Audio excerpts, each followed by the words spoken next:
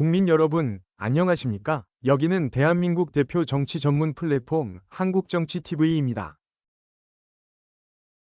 그동안 수사기관들의 출석 요구에 모두 응하지 않았던 윤석열 대통령에 대해 12월 30일 체포영장이 법원에 청구됐습니다. 이와 함께 체포 대상인 윤석열 대통령이 있는 위치를 파악하기 위한 수색영장도 청구됐습니다. 이렇게 현직에 있는 대통령에 대해서 체포영장이 청구된 것은 우리나라 헌정사상 처음 있는 일입니다.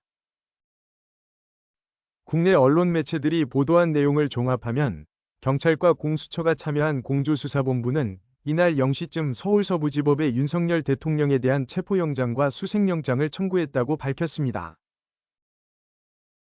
참고로 서울서부지법은 윤석열 대통령의 관저가 있는 용산구를 관할하는 법원입니다. 이 윤석열 대통령에 대한 체포영장과 수색영장은 영장 청구권이 있는 공수처 검사의 명의로 청구됐습니다.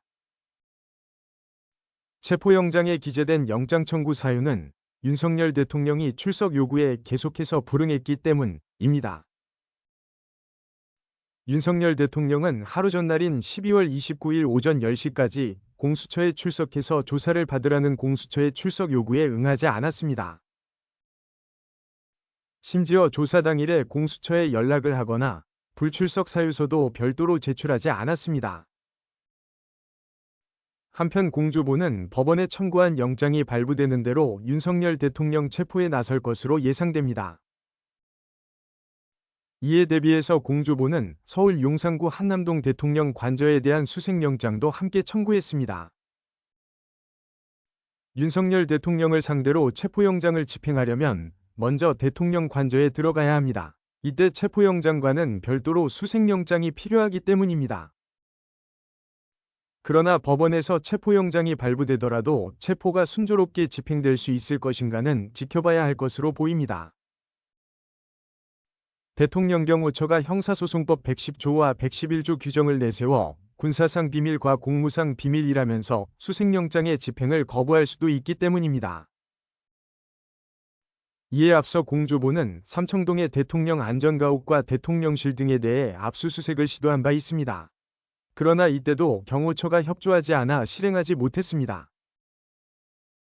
참고로 형사소송법은 국가에 중대한 이익을 해하는 경우를 제외하고 압수수색을 거부하지 못한다는 규정도 두고 있습니다. 이와 관련해서 경찰 비상계엄 특수단은 지난 12월 27일 대통령 경호처에 국가에 중대한 이익을 해하는 경우가 무엇인지 구체적으로 알려달라고 요구했습니다. 그러나 경호처에서는 이 요구에 대해 대답하지 않았습니다. 한편 윤석열 대통령 측 변호인인 윤갑근 변호사는 12월 30일 공수처의 체포영장 청구에 대해 공수처는 내란죄 수사권이 없다면서 반발했습니다. 한국정치TV는 국내 최초로 탄생한 중립적, 객관적, 과학적, 불편부당한 독립정치 미디어입니다. 여러분의 구독과 알림, 자발적인 후원은 채널의 제작과 운영에 큰 힘이 됩니다.